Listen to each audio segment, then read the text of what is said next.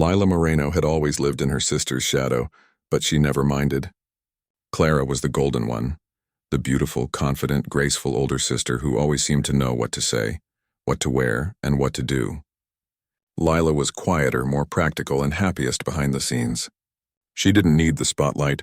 She just wanted her family to be proud of her. When Clara got engaged to Ethan Vale, a well-known young businessman, it was like a dream come true for everyone. Ethan was polite, gentle, and seemed to genuinely adore Clara. He was everything their parents had ever wanted for their daughter: kind, successful, and from a respected family. The Vales owned a chain of luxury hotels and were well known in the city. For the Morenos, who ran a small furniture business barely keeping afloat, this engagement felt like a miracle. Lila still remembered the night Ethan proposed. It was at a fancy restaurant overlooking the city lights. Their family had been invited to celebrate afterward. Lila sat quietly beside her parents, smiling as she watched Clara laugh, her engagement ring glinting under the warm light. Ethan had planned everything perfectly: a bouquet of white lilies, a violinist softly playing in the background, and a speech that made Clara tear up. Lila had never seen her sister so happy. That night when they got home, Clara danced around the living room with excitement. "Can you believe it, Lila?" "Mrs. Ethan Vale," she said, holding out her hand to admire her ring. Lila hugged her sister tightly. "You deserve it, Clara. You've always dreamed of this." Clara beamed. "And you'll be my maid of honor, of course. Promise me you'll help me with everything." "Of course," Lila said softly. She meant it. The weeks that followed were a whirlwind. Wedding planners came and went. Clara's face appeared in magazines after the Vales family PR team released engagement photos. Lila helped with the smallest details: the flower arrangements, the invitation lists, the table settings. She worked late into the night, making sure everything went perfectly for her sister's big day. But as the wedding grew closer, the stress began to show. Clara was often exhausted, snapping at small things. Lila tried to help her stay calm. "You don't have to be perfect, Clara," she would say. "It's your day, not a business project." Clara would sigh, half laughing, half crying. "You don't understand, Lila. The Vale family expects everything to be flawless. If even one thing goes wrong, it's on me. And Father's company, well, it's not exactly in great shape. The Vales have been kind enough to invest in it. I can't afford to disappoint them." Lila frowned. "Wait, what do you mean they're investing in the business?" Clara hesitated, realizing she'd said too much. "It's nothing serious. Just a small loan, I think. Ethan wanted to help Father get back on his feet. Don't worry about it." But Lila did worry. She noticed her father seemed unusually anxious lately. He avoided eye contact whenever she asked about the company. The smiles at home felt thinner. Still, the wedding plans moved forward. The ceremony was scheduled for early December, and it was set to be one of the biggest events of the year. Reporters were already talking about it: the merging of two powerful families, the love story that everyone admired. Then, one rainy night in late November, everything changed. Lila was at home helping her mother wrap gifts for the upcoming bridal shower when the phone rang. Her father answered. His face turned pale within seconds. He dropped the phone and her mother rushed over. "What happened?" she asked, panic in her voice. He whispered, "It's Clara and Ethan. There was an accident." The next few hours were a blur. The Morenos rushed to the hospital. The roads were slick with rain and Lila's hands wouldn't stop trembling as they drove. She kept whispering, "Please be okay. Please, please be okay," over and over again. When they arrived, they found Ethan's parents in the waiting area. His mother, elegant even in her distress, was crying quietly. His father spoke with the doctors in a low voice. "What happened?" Lila's mother asked. The doctor sighed heavily. "There was a crash on the highway. Their car spun out after being hit from behind. Mr. Vale suffered a mild concussion and some fractures, but he's stable. Miss Moreno," he paused. "She's in a coma." The room fell silent. Lila felt her knees weaken. Her mother gasped, clutching her chest. Her father sank into a chair, burying his face in his hands. The doctor continued, "We don't know when she'll wake up. It could be days, or longer." Lila stood frozen, unable to speak. The sound of rain outside seemed deafening. Over the next few days, their lives revolved around the hospital. Lila spent hours sitting beside Clara's bed, holding her hand, talking to her even though she never responded. Clara looked peaceful, almost like she was sleeping, with her hair neatly brushed and a faint color still in her cheeks. Machines beeped softly around her, keeping rhythm with the heavy silence of the room. Ethan visited often, though he barely spoke. He looked lost, guilt written all over his face. "It should have been me," he whispered once when he thought no one was listening. Lila heard him but said nothing. She didn't know what to say. She could see he truly loved her sister. The media soon found out. News outlets ran headlines like, "Tragedy strikes weeks before the Vale Moreno wedding." Reporters camped outside the hospital, and photographers tried to get pictures of the families. The Vale family's reputation became a topic of gossip, and so did the unfinished merger between their businesses. As weeks passed, there was no change in Clara's condition. Christmas came and went in silence. The doctors gave cautious updates, but the truth was clear. No one knew if Clara would ever wake up. Then one afternoon, in early January, the Vale family requested a private meeting with Lila's parents. Lila joined them out of concern, not knowing what to expect. They met at the Vale mansion, a vast estate that seemed colder than ever that day. Ethan's father, Mr. Vale, sat at the head of a long dining table. His expression was serious, his hands clasped tightly together. "First, let me say how deeply sorry we are for what's happened," he began. "Clara's like a daughter to us, but we need to discuss something important, something difficult." Lila exchanged a nervous glance with her parents. Mr. Vale continued, "As you know, my father's will includes a clause. Ethan must be married by his 30th birthday to inherit control of the family business. That deadline is in less than 2 months. Without that, not only does he lose his position, but the company also faces restructuring. Thousands of employees' futures are tied to this." Lila frowned. "But Clara can't, she's not—" Her father interrupted softly. "You can't mean to go through with the wedding while she's unconscious." Mr. Vale's gaze shifted toward Lila. "We are not suggesting that. But we do need to maintain appearances, at least until Clara's condition changes. The press is already asking questions. If we cancel the marriage now, it will raise suspicions and harm both families. We've been linked in the media and in business. Backing out could cause scandal and financial damage." Lila's mother spoke up sharply. "Are you suggesting that Ethan marry someone else?" "That's absurd." There was a long silence before Mr. Vale spoke again, his tone low. "We are suggesting that Lila could stand in, temporarily, for the sake of both families." Lila's breath caught. "What?" Mr. Vale looked at her calmly. "You resemble your sister. Enough that, with the right discretion, the public won't question it. Ethan would keep his inheritance. The company stays stable. And we promise this is only a formality. A quiet ceremony, nothing more. When Clara recovers, we'll annul it." Lila felt the world tilt. She looked at her parents, expecting outrage. But her father's face had gone pale again. His eyes darted away. Her mother whispered, "This is madness." Mr. Vale sighed. "I understand how it sounds. But please remember, we've invested heavily in your family's business. Pulling out now could ruin your company completely. This marriage would protect both sides. It's the only option we see." Lila turned to her father. "Dad, tell them no." But her father wouldn't meet her eyes. "Lila," he said quietly, maybe it's not as terrible as it sounds. Just until Clara wakes up. It would help everyone." "Help everyone?" she repeated, her voice shaking. "What about Clara? What about me?" He had no answer. Lila left the room, her heart pounding. She stepped outside, gasping for air. The winter wind stung her face. She couldn't believe what she'd just heard. Marry Ethan? Her sister's fiancé? It was unthinkable. That night, she couldn't sleep. She sat by the window, staring at the lights of the city. Everything felt unreal. Her mind replayed Clara's laughter, Ethan's quiet grief, her parents' worried faces. She thought of her father's business, already on the verge of collapse. She thought of her mother, who cried every night over hospital bills and mounting debts. By morning, she knew the truth she didn't want to face. They were desperate. When Mr. Vale called again 2 days later, asking for her answer, Lila asked to speak with Ethan directly.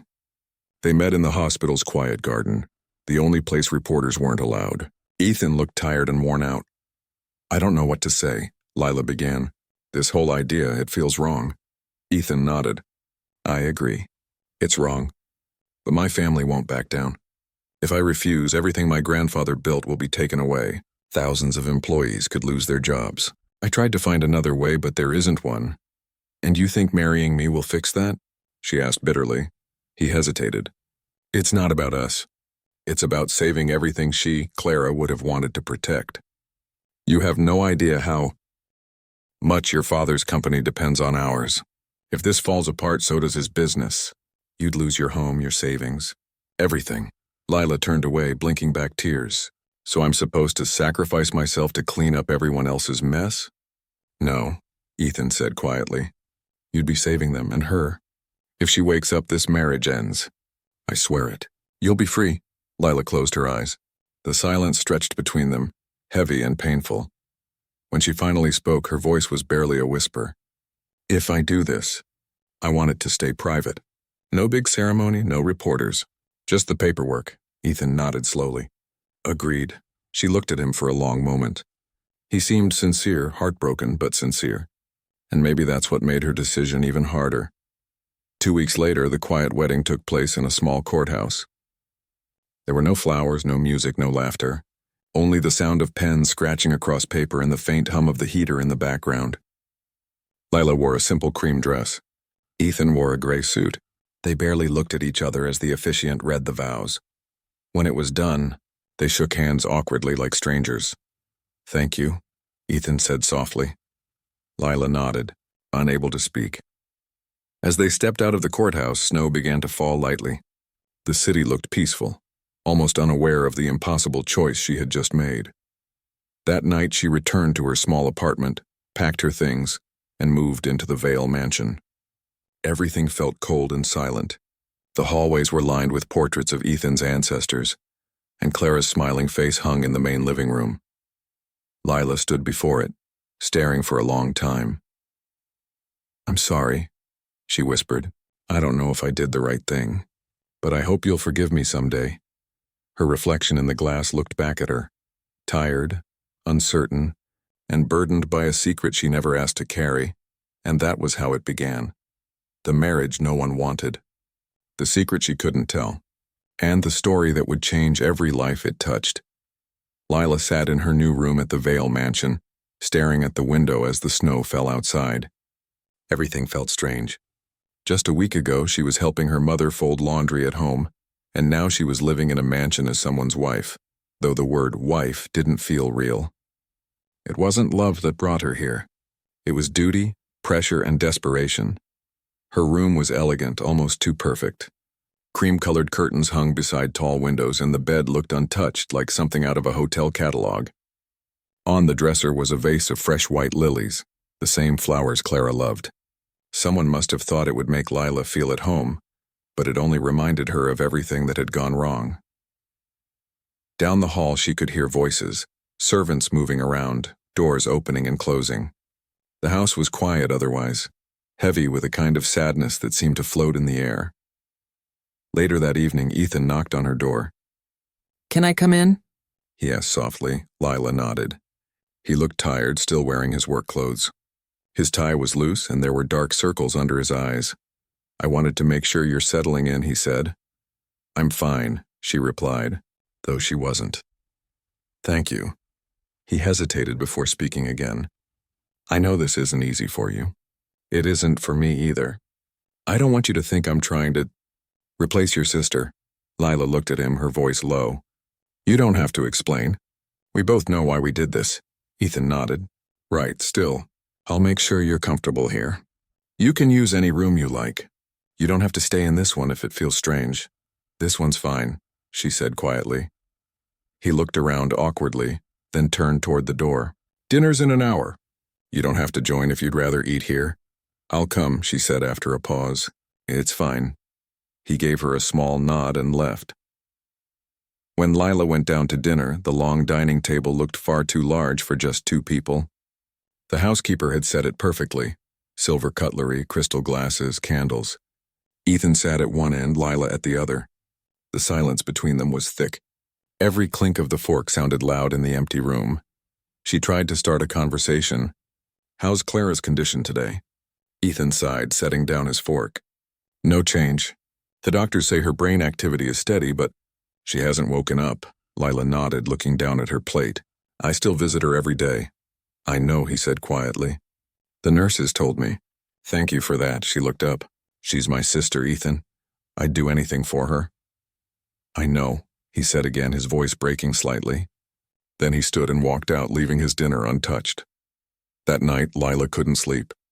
She kept thinking about Clara, how she would feel if she could see what had happened. Lila knew her sister loved Ethan deeply, and now here she was, living under the same roof as him, bound by a piece of paper that felt more like a chain than a promise. Days passed in a slow rhythm.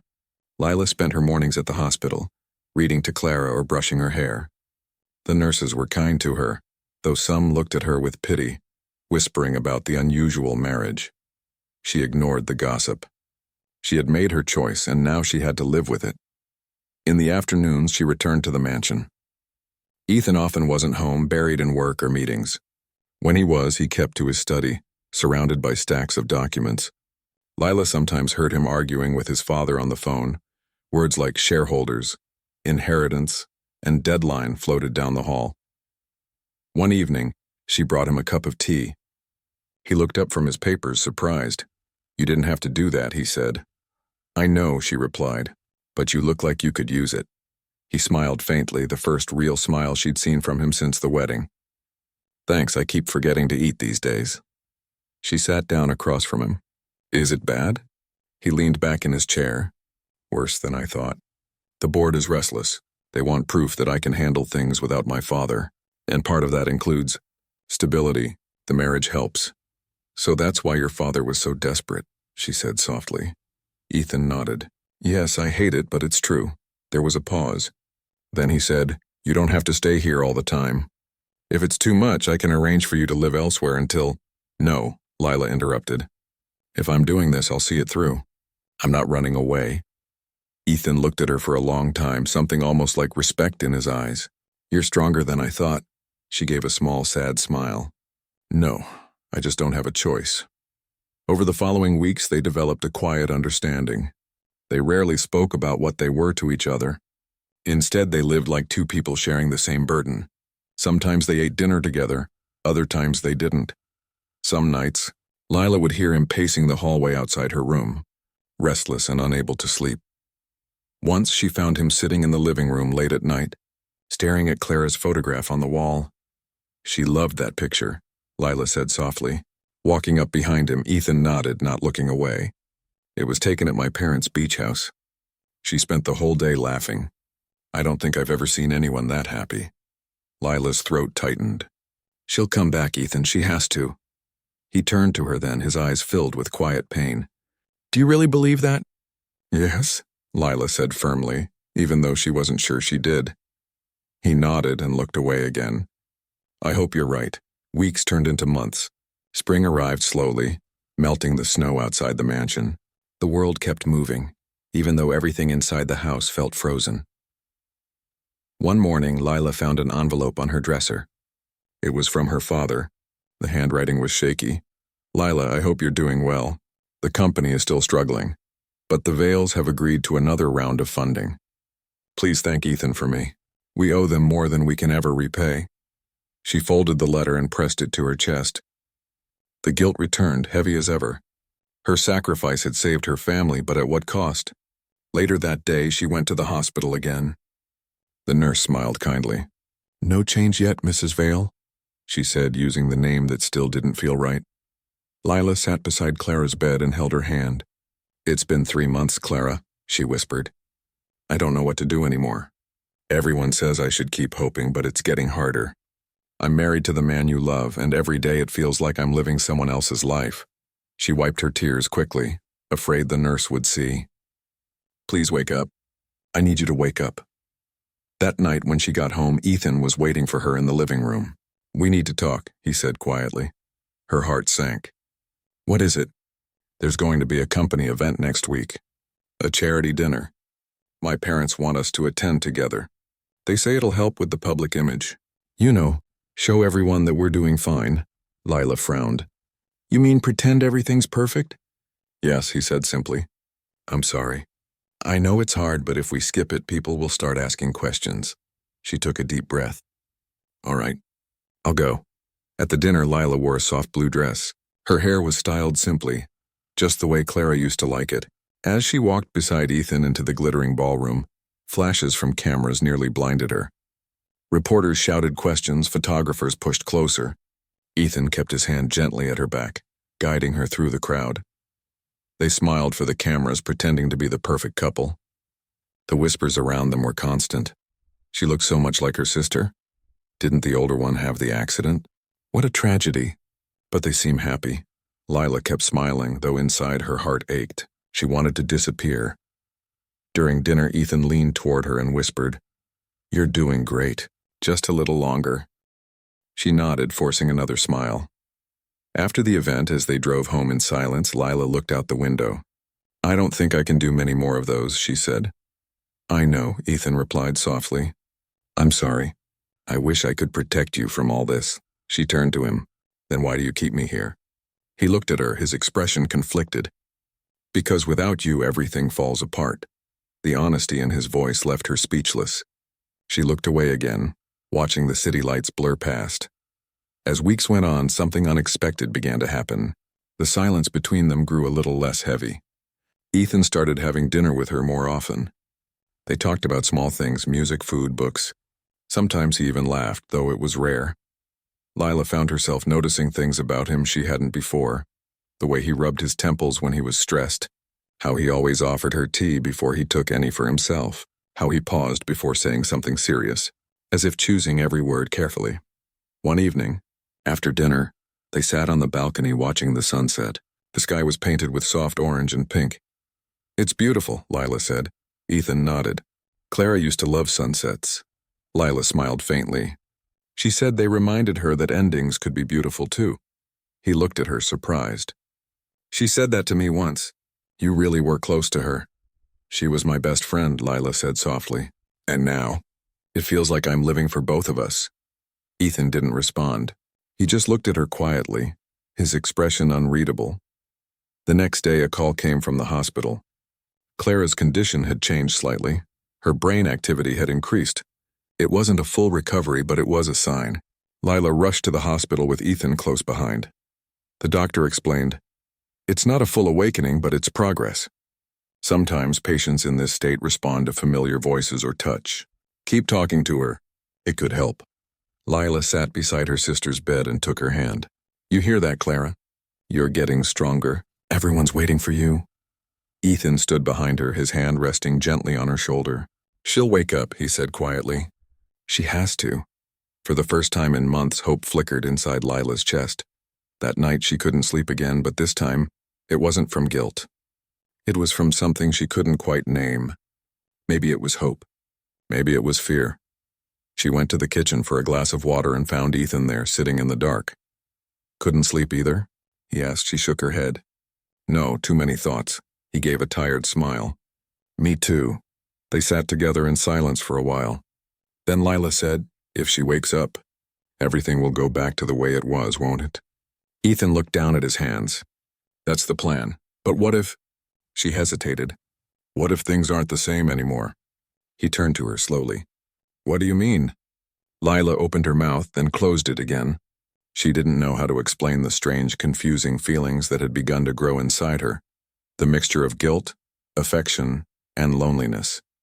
Instead, she just said, "Forget it. I'm tired." She stood up to leave, but Ethan gently touched her arm.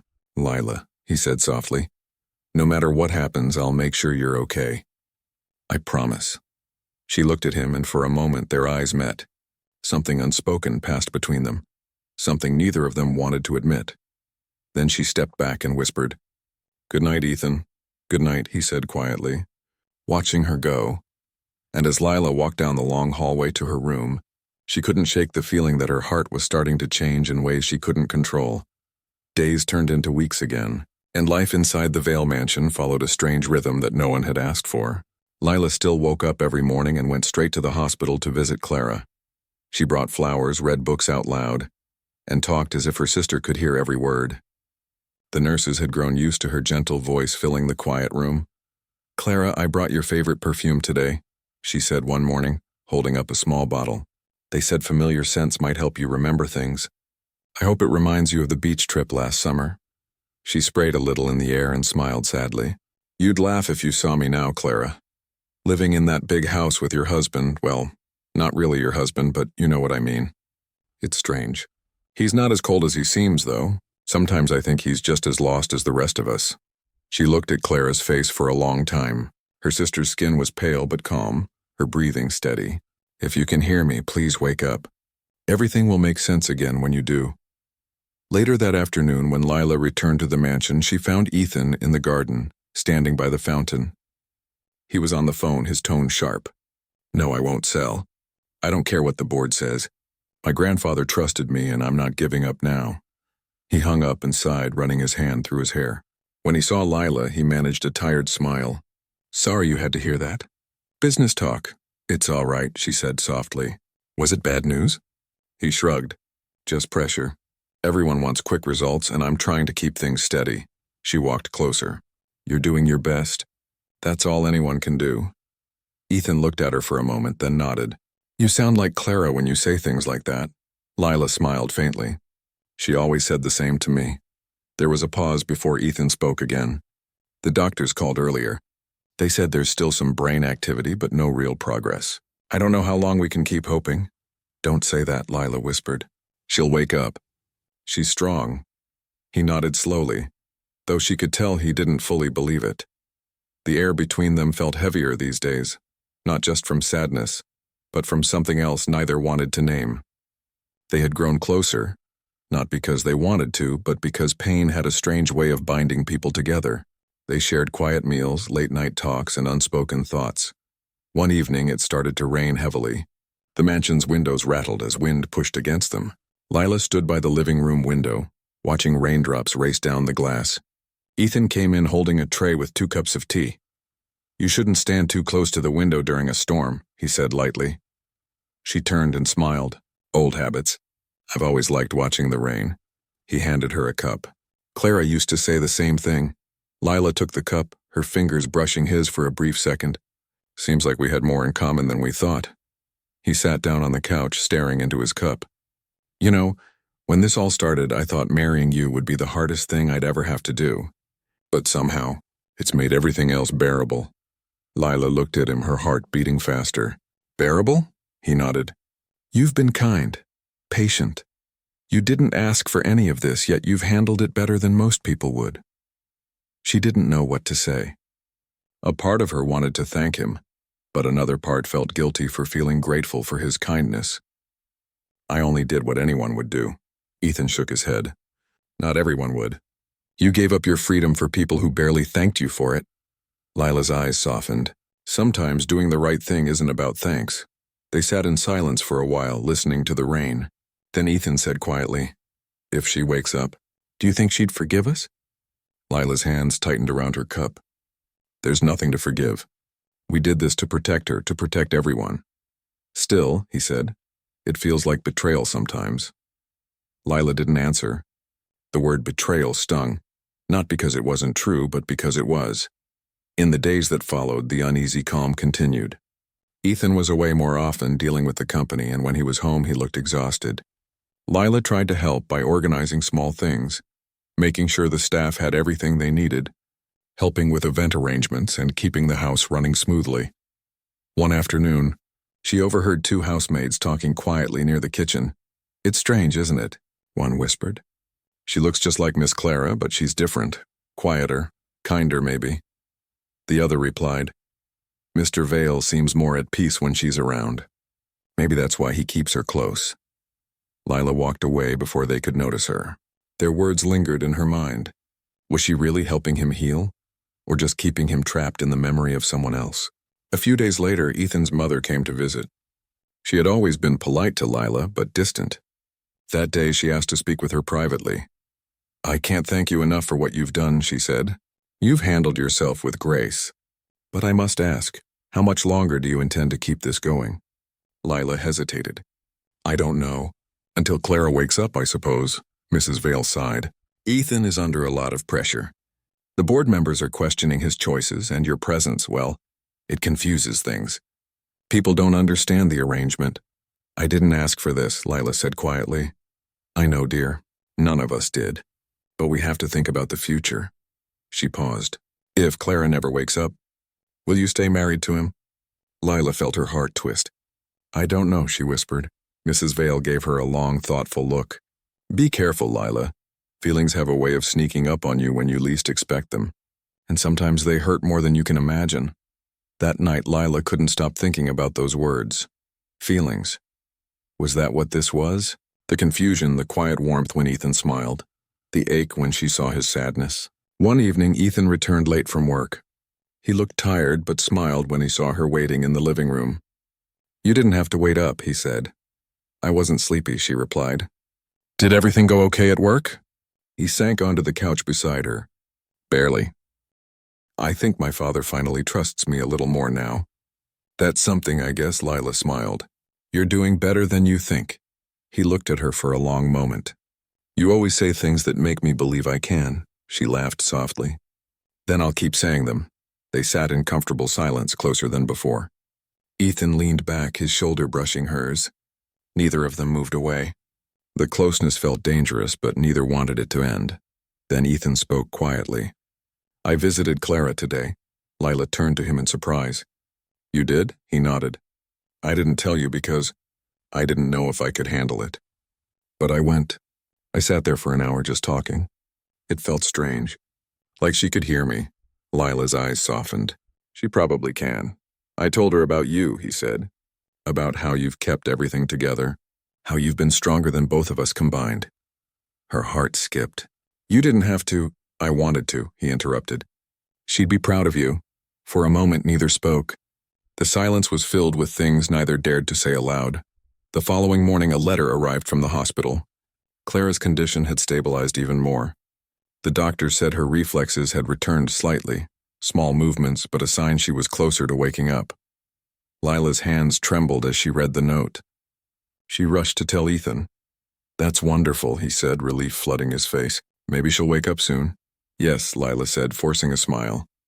But deep inside, her emotions were tangled. Happiness, fear, and something close to sorrow mixed together. Clara's return meant the truth would come crashing back into their lives. That night, she couldn't sleep again. She stood on the balcony, staring at the moon. Ethan found her there. Can't sleep? He asked softly. She shook her head. No, too much on my mind. He stepped beside her. Same here. They stood quietly for a moment. The cool wind brushed past them, carrying the scent of the garden below. Ethan, she said suddenly, when Clara wakes up, what happens to us? He turned to her. Us? She looked down. You know what I mean. This marriage, this arrangement. He hesitated before answering. We'll have to end it. It's what we promised. Lila nodded slowly. Right, that's what I thought. He studied her face. Do you want that? Her heart pounded. She didn't know how to answer. The right answer was yes, but the truth felt heavier.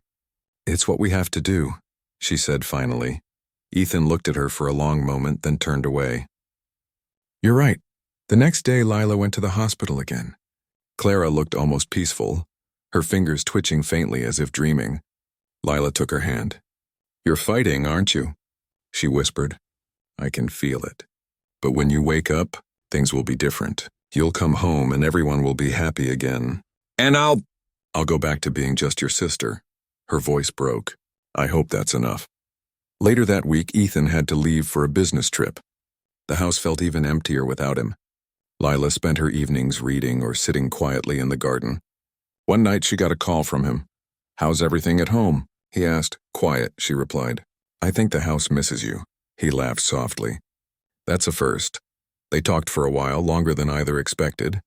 When the call ended, Lila stared at her phone, realizing she didn't want the conversation to be over. The next morning, she got another update from the hospital. Clara's eyes had fluttered open briefly before closing again. It wasn't much, but it was enough to make headlines once the staff leaked the news. Reporters swarmed the hospital. Lila's phone buzzed nonstop with calls she ignored. When Ethan returned home that evening, the first thing he said was, I heard about Clara. Lila nodded. It's true. She opened her eyes for a few seconds. The doctors say it's a good sign. Ethan smiled faintly, relief and worry mixed in his eyes. Then it's finally happening. Lila forced herself to smile. Yes, it's what we've been waiting for. But as she walked away, she felt her chest tighten. Every step closer to her sister's recovery brought her closer to losing the strange, fragile bond she'd built with Ethan. A few nights later, Lila sat by the fireplace thinking about everything that had happened. She thought about the accident, the forced marriage, the quiet evenings in the mansion, and the way Ethan's presence had slowly become something she relied on. She didn't notice Ethan enter until he spoke. "You're still awake," she smiled faintly. "I couldn't sleep." He sat down across from her. Neither could I. They sat there, the fire casting warm light across their faces. "Lila," Ethan said softly, "I don't know how to say this, but thank you for everything. I don't think I could have survived these months without you." Her eyes met his. "You don't have to thank me." "I do," he said. "Because somewhere along the way you stopped being just a part of this arrangement. You became—" He trailed off. Lila's heart raced. She looked away quickly. "Don't say it," she whispered. "Please don't." He nodded, understanding. The silence between them said everything their words couldn't. And as the fire crackled softly, both of them knew that something had already changed. Something that could never be taken back, no matter what happened next. The morning sun filtered softly through the hospital blinds, casting long streaks of light across the room. Lila sat in the chair beside Clara's bed, hands clasped together, whispering quietly. "You're waking up, Clara. I know you are. You've been so strong. Please don't leave me yet." The machine beside Clara beeped steadily, and Lila watched her sister's chest rise and fall. The faint fluttering of her eyelids gave Lila a spark of hope. She held her sister's hand, careful not to jostle it. Every breath, every small movement felt like a victory. Later, Ethan arrived at the hospital, looking exhausted but relieved. "How is she?" he asked softly, standing near the door. "She moved a little," Lila said quietly. "Just her eyelids, but it's progress." He nodded, taking a cautious step closer. "That's good. Better than good." His voice wavered slightly. He pulled a chair next to hers and sat down, his eyes never leaving Clara's face. "I've been waiting for this day for so long. I was beginning to think it might never come." Lila glanced at him. "Don't think like that," she said softly. "She's here, and she's fighting. You need to be patient." Ethan nodded. "I will. I promise." They sat in silence, each lost in their own thoughts, watching the woman they both loved remain still but alive. The air was heavy with unspoken words, guilt, and relief. Over the next few days, Clara's condition began improving in tiny increments. Her fingers twitched when someone touched them. Her lips moved as if trying to speak, and sometimes she would blink in response to familiar voices. Lila stayed by her side as much as possible, reading aloud, talking, and singing softly to her. One afternoon, Ethan joined her. "I brought some of her favorite music," he said, placing a small speaker on the table. The soft melodies of piano and strings filled the room. Clara's fingers twitched slightly at the sound, and Lila felt a thrill of hope surge through her. "You remember, don't you?" Lila whispered. "The songs we used to play together. You love this one." Ethan watched her closely. "I hope she does," he said softly. "I hope she remembers everything." They spent hours like that, alternating between talking to her, holding her hand, and staying quietly by her side. It was exhausting emotionally and physically, but neither of them left. Then one evening, something extraordinary happened. Lila had been reading Clara's favorite book aloud when Clara's eyes slowly opened. Her gaze was weak but clear, and she looked around the room with confusion. "Clara," Lila whispered, leaning closer. "It's me, Lila." Clara blinked a few times, focusing on her sister's face. Then she tried to speak, but no words came out. Ethan, who had been standing quietly in the corner, stepped closer. "It's okay, Clara," he said softly. "I'm here too." Clara's lips moved again, and this time a small whisper escaped. "Ethan?" Ethan's eyes filled with tears. "Yes, it's me. I'm here." Lila's hands shook as she held her sister's hand. "You're awake," she said. "You're really awake." Clara's gaze shifted between Ethan and Lila, a mixture of confusion, fear, and recognition. She tried to speak again, whispering broken words. "Well, why?" Ethan knelt beside her bed. "It's okay. You've been through a lot. Just rest for now. We'll explain everything."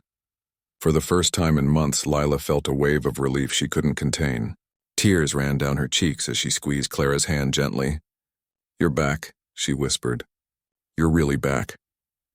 The following days were filled with recovery and difficult conversations. Clara's memory was slow to return, and she was confused by the sudden changes in her life. She asked questions repeatedly, sometimes with anger, sometimes with sadness. "Where have you been?" she asked one morning, looking directly at Lila. "Why are you here? Why is everything so strange?" Lila swallowed hard. "Clara, you were in a coma. For months. I stayed with you every day, taking care of you, and there were things that had to be done while you were unconscious, things to keep your family and everything you care about safe." Clara's eyes filled with tears. "I don't understand." Why him? Why Ethan?" Ethan stepped forward. "Because he loves you, Clara. He never stopped.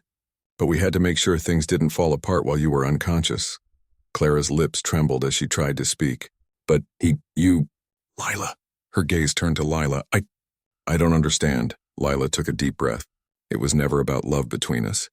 I married him because it was the only way to protect you and everyone else. That's all. I never wanted to replace you.